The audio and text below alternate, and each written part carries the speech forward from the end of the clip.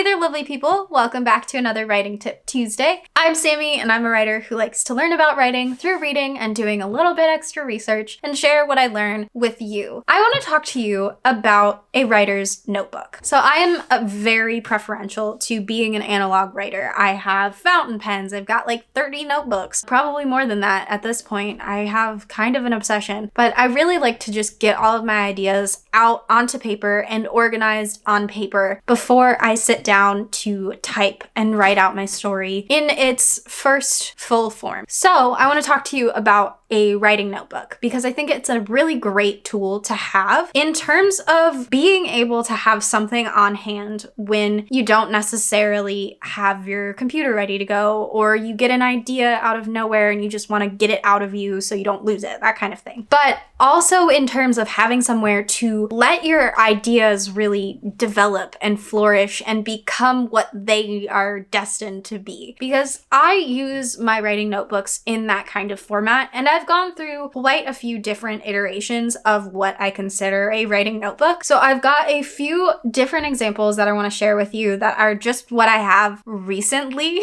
that I still have on hand. So I am going to share those with you and see if there's anything I can offer you that'll make it a little bit easier for you to develop your own writing notebook. So I'm going to start with the one that I have had for the longest time because, like, look at, as you can see, this one didn't really work the best for me, but it does have some things that I think are really great to have on hand. So, fancy book. I also have this page of sticky notes that are shaped like S's because I was still am probably, conceited kid growing up, and my name has 2 S's. So these are just names of characters that I liked, that I thought would be fun to give to characters, that I just taped into the main first page so that I would be easy to reference and easy to get to. So if I had an idea that wasn't fully fleshed out, I would just drop as many ideas as I could into this notebook, word vomit all over it, and then I would take it somewhere else and give it more to flourish in. This is where I would name my characters, I would build the world, that kind of stuff. And it is a really gorgeous notebook. Now, what I will say about this one is that it doesn't really lead to portability. It's very heavy and it's really pretty, and I'm scared of messing it up. Well, this one has some useful tools and useful techniques in it. It is not the best for what I wanted to do with it, but having something like this but smaller may be just as good, and using it in that way. Right now, I went through some of my notebooks and stuff because I have a bit of a problem, and I decided that this one is going to be my next idea notebook. Smaller, easier to fit into a bag or even a pocket if you are one of the lucky ones who have pockets that fit things in them, but it is just a regular lined notebook. It's got a date thing at the top. It's supposed to be a journal, I think, but it's got plenty of room for me to word vomit all over. It's smaller and it's easier to go out of, and I can still put in sticky notes of names or even make just like a few pages at the front dedicated to character names. Something else that I am absolutely a huge fan of is having a dedicated master journal. I have a tool notebook, which is my master journal. It is this very, very full, lots of blank pages because it is refillable, but I've got the ability to add and remove and reorganize with the disc-bound system, and I absolutely love it. So I think this is probably the best for any analog writer based on personal experience, because while this is gorgeous and I want it on my bookshelf, so I still have it on my bookshelf, I have to come up with something else I can do with it because it's not the best tool for the job that I need done. I'm hitting a screw with a hammer. This is a multi-tool. It is the best. I absolutely love it. So the way that a disc-bound system works is you get a cover, right? And you get the rings, and then you can pretty much fill it however you want. This one came with just lined notebook paper in it. I added dividers, so I've got one for works in progress, just ideas that I've been working on, anything that is active, future planning, drafts, and then miscellaneous. Miscellaneous is pretty much where all of my blank pages are. There was a section that I had before I got more confident in my dedicated writing style where I had printouts of different story structures. So like the hero's journey, how all of those pieces line together. When I was in playwriting in college, I had all of these amazing handouts that I could just hole punch and stick into this binder. I actually still have them somewhere, but they're in a different set of discs so that they are still all together and convenient and able to be added back into my journal if I need it. So this is my master right now. It's got any ideas that I have that I've fleshed out a little bit more in depth than what will be going into this little notebook. This is pretty much just like, I had had this idea, I had a dream where this happened, and I think it might be cool if I did this, maybe if the characters are named this so I can keep track of them. That's pretty much what this is for. And then this one is going to be to really delve in and outline and break down character outlines and world building. It also is important, I think, to note that if you are not a full piece of paper sized person, there are also smaller ones. So I used this one for a while as my bullet journal for school because I could print out my syllabuses, stick them in here. And that is to say that you can also get dot grid paper as well as lined paper. It's very dexterous. I highly recommend it. And you can print out your templates and your outlines and your guides in here as well. This one is a lined one that I use for a lot of things right now. So we've got multiple options. This one's a little bit flimsier, so it's got a little bit more give. If you're a person who likes a soft cover notebook over a hardcover, I'm more of a hardcover person, so that is just me. This is my active project folder. This is the section of my main notebook that I have put into small discs, significantly smaller. This is going to make a very small notebook. This is all of my outlines for the project that I'm working on right now, all of my magic system, my first drawn map that I will be redoing here at some point, and then some extra blank pages right now. And I will say that it is really nice because I have the ability to add scrap paper into it because I have a hole punch, and it is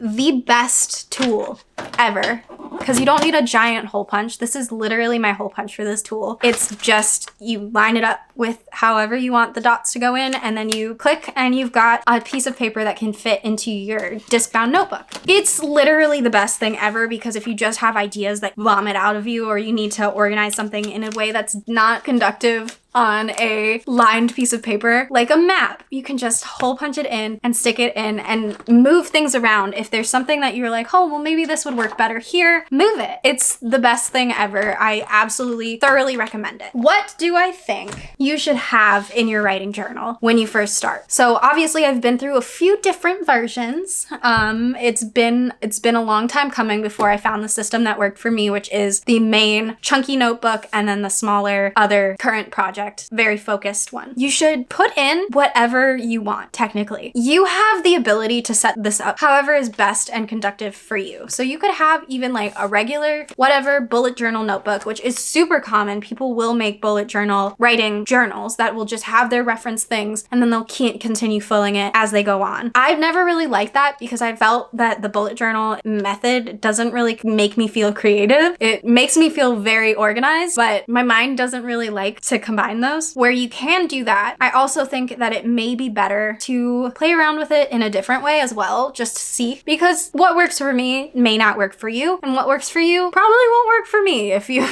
want to make a bullet journal for your writing notebook. Some things that I find really helpful to have at your hand if you are an analog planner is to have outline guides. So print off Freytag's Pyramid or the Hero's Journey or a snowball outline guide or bookend outline guide, whatever kind of outline works best for you, how you think about it, maybe even scene cards, anything that you think can really help you plan out your story just to be able to reference, to recreate. Or if it's something that you can write on, having multiple copies of that you can just outline on and not have to worry about drawing a new outline guide. I also think that it can be super helpful to have motivational quotes or images or something of a vision board. Like, you can do this. You are a writer. Someday somebody is going to love to read your book. Someday you are going to be somebody's favorite author. Something that's really going to motivate you to keep going and really dedicate your time to creating something. Because at the beginning of a journey, it's very hard to know what the end of it is going to look like, especially in a creative field like writing, because there's a lot of ways that failure can come and knock on your door and say, hey, I'm coming for you. But we don't want to focus on that. We want to look for success, because success is not going to come knocking. You have to go looking for it. So motivational quotes, motivational images, mood boards, even for your story. If you're the kind of person who makes a mood board on like Pinterest, if you have the time to compile all of it into a document, maybe like a Word doc or a PDF, and print it off either at home or go into Staples or Office Max and have them print that one sheet. It's like 15 cents. Have that and put it in your planning. You have it all in one spot. You don't have to worry about it. And the beauty of the disc bound is that you can pull it out and have it somewhere motivational. Like if you're writing in your notebook here on the desk, you can just stick it right in there. Then it'll just be there and you can look at it. You're not draining any electricity, all that kind of stuff. If you're an analog writer, you know what I mean, because I have to plan on paper. Otherwise I'll get distracted and I will come back to things. So another one that I find super helpful because I'm terrible at it is a list of names, character names, different reasons for giving names, what those names kind of give you as an energy, like bad name. That's like a bad guy's name, or like something like that where you've got something that you can just pull from when you don't have an idea. Those are super helpful for me. They've been in a lot of different iterations of my writing journal, as you can tell from my Bible-like one. Or even places, names of places, names of possible like lands. If you're a fantasy writer, different kinds of creatures that you may want to pull. Having that running list also gives you the opportunity to keep track of which ones you have used. So being able to highlight, oh yeah, I love the name Skylar. I think it's the coolest name ever that anybody could ever have. So I've given a lot of characters the name Skylar in like school projects and stuff, and things that didn't necessarily go as far as I wanted them to. And I probably should stop using the name Skylar once one of them gets further in that journey. So keeping in track of what names you've used, what their meanings are maybe, if you need that, what goodness, badness, protagonist, antagonist level they have. I think it's really great if you have a regular like standard notebook without the ability for mobility to have a section, like maybe towards the back, of just pages that you use to draw maps. And if you're the kind of person who writes something that needs a map, having that space is going to be super helpful because it'll all keep it contained and you won't have to necessarily keep a bunch of pieces of paper shoved into your notebook, which we've all been there at least once. Brain dump pages are also really nice to have, of like,